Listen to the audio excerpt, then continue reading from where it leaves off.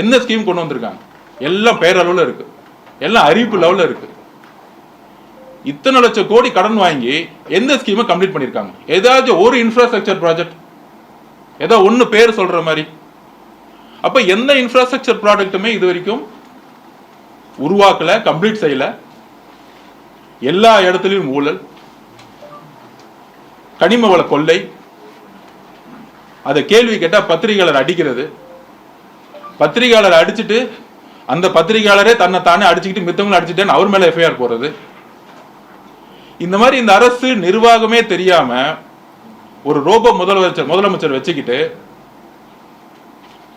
ஒரு நிர்வாகமற்ற கடனில் 10 லட்சம் கோடியில கடனை தள்ளிய இளைஞர்களுக்கு வேலை வாய்ப்பே கொடுக்காம வெறும் ஒரு பெயர் அளவில் டெய்லி வந்து போட்டோ ஷூட் நடத்திக்கிட்டு வாக்குறுதி மட்டுமே கொடுத்துருக்கக்கூடிய ஒரு அரசை பார்த்துட்டு இருக்கோம்.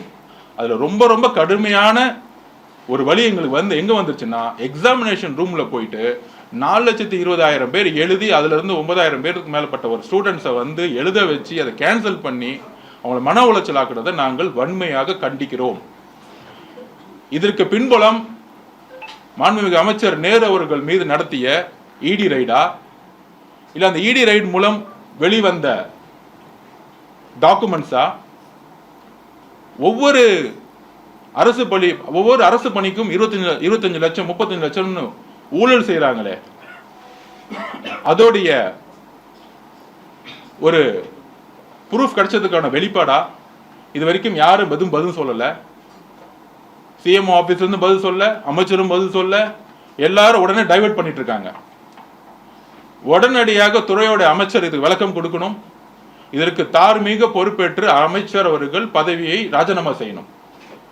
முதலமைச்சர் அவர்கள் சட்டசபையில இதுக்கு விளக்கம் கொடுத்தே ஆகணும், நேரலையில விளக்கம் கொடுக்கணும்.